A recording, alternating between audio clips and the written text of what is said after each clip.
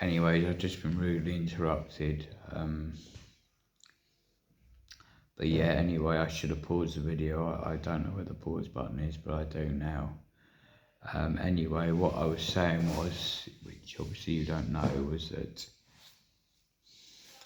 he's kind of jogged my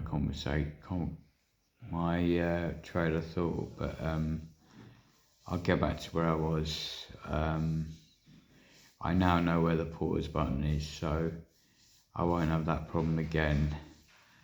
But anyway, yeah, so I was going to rape and kill my care coordinator.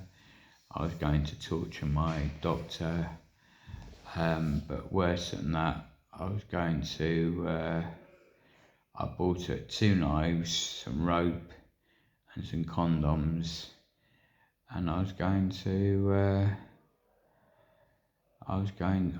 walked up the stairs from the bus station, if you know Shrewsbury, up those stairs into the town centre. I must have jumped on a bus through to Shelton Hospital. Yeah, I do remember the journey. And then I got off. I then hid round the side. Now I was going to target the first woman I saw or nick their car.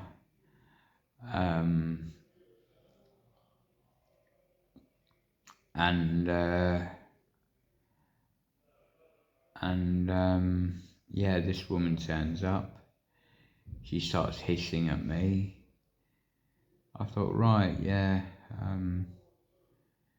I think you're now my target. The reason they were my target was because of, it's tit for tat, isn't it? And this is the thing with the government and the rest of the public, is the fact that they can get away with it and they can cause people the most horrendous, horrific, painful, despicable, evil acts on the planet and not expect any comeback. And you could talk about the Al-Qaeda and the Americans and the Russians and the Asians and the superpowers, and they think it's right for us to do it, but they don't expect any repercussions. Well, I'm sorry, we're all human, and revenge is sweet. Who's to say what? Why should I allow someone to make me feel like the weakest human being on the planet without getting any strength back to fight back? I mean, you just meant to walk away and just die and just, crawl up into a ball and, you know what I mean? It's fucking madness. So, yeah, I'm sorry. I was going to target someone and I didn't feel good about it, but I knew I didn't know it had to be done, but it just felt like I was on autopilot, and that's what happens. You're on autopilot. You're not in control of what you're doing because of the medication in your system has filled you up to such an extent that you're not only free from any sort of comeback or karma, you are trying to set yourself, you're so angry and so bitter and so twisted up inside that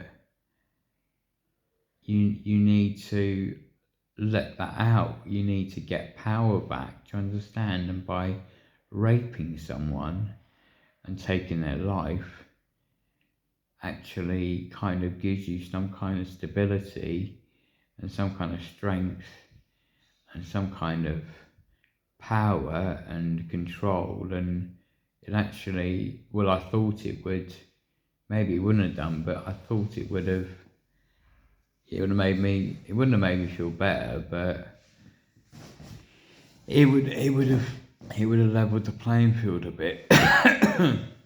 Anyway, what happened was that Stephen Fenn and Larry comes out. I hide the knives, and I think I ran off. I can't remember now. I was picked up by the police or something. Went back to my home address. I was in a panic state, not because of what had happened, but because, well, it's obvious it was going to catch up with me, and it did. I can't remember what the chain of events that occurred after that was, but I remember smashing the fire extinguisher, the fire alarms up because I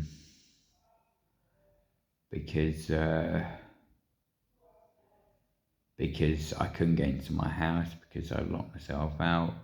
I managed to get through the window, and the police made this cock and bull story up about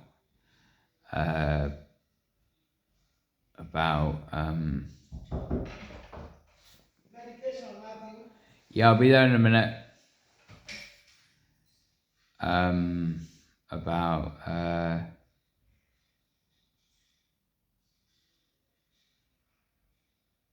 About me smashing a light sensor or something. I can't fully remember what happened, but all I remember is entering the diner, handling it extremely well, so well I was shocked at myself. It was Christmas time, I can't remember what year it was '09, that's it, '09. And I had one of the best times of my life.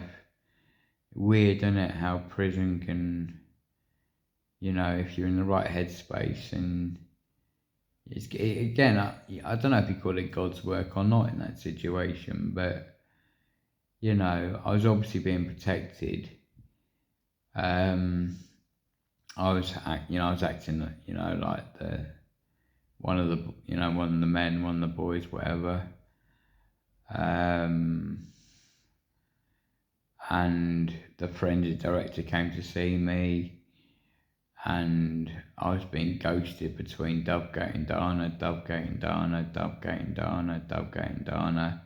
I was in Dovegate for 6 weeks on the hospital wing, and then I was transferred to Market Drayton, and then back to Dovegate, and then on to St Andrews, medium secure, where I met this drug kingpin called Ishmael. Woody was another guy who wanted to bite my ears off, but this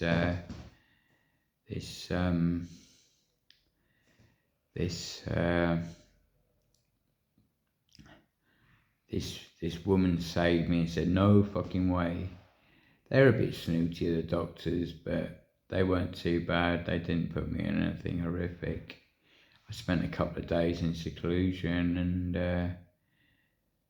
yeah, it was okay. It was okay. I kept myself to myself. There's a lad called Dean, big Welsh guy who we used to play cards with all night. Yeah, it wasn't too bad actually, and I don't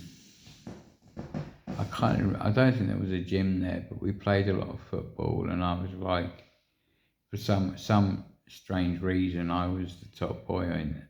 I mean, I haven't got a clue how to play football, but for some reason I was shit hot at it. Don't ask me how. I ain't got a clue, but yeah. And then, so I was there for about, I can't remember exactly how many months. I was there for about, I think, 3 or 4, maybe 5, 6 months. I was making calls to the Samaritans. I was making calls to the people at St George's, because I was in a dark place. I mean, I was in a dark place, but it was very heated there. Do you know what I mean? It was very intense, and the intensity of it was what made it special and enjoyable. I think I met the Yorkshire Ripper there, or a lookalike anyway. And then I was in another van down to St George's, arriving on Ashley Ward. Claire was a top girl there, along with, I can't remember the rest of their names. Kevin was one of them. The names don't really ring true. Anyway, I spent 9 months there making Simpsons sort of Simpson shapes in, that was quite fun. Did a bit of artwork, can't remember what else I did a bit on the greenhouse, growing things, did a bit in the gym, but the gym was shit, and the guy running it was a right fucking bellend. There's a few nasty incidents. The worst one was on Radford, where one of the patients wrapped a pool ball around the manager's head. That wasn't very nice. So there was Radford, there was Ashley, and there was Norton, and there was another ward I can't quite remember. And that was it. And then 9 months later, I was released from there to Phoenix House in Welshpool, which was a breath of fresh air, it really was. There was a Larry, she was fit. Tara, the bitch that's been following me around for the last since '05, she worked there. I think she was the reason why I was there, and the clinical director of the St George's Hospital thought there was something going on between me and her because of how on my side she was. I think Tara would sympathise with me a bit because she was a bit of a nasty piece of work to me, and I think she may have felt a little bit, a tinge of guilt there, or just genuinely felt sorry for me, I don't know. But Phoenix was amazing. I'll talk more about that at a later date. Anyways, take care, guys. Take care, everyone. Bye for now.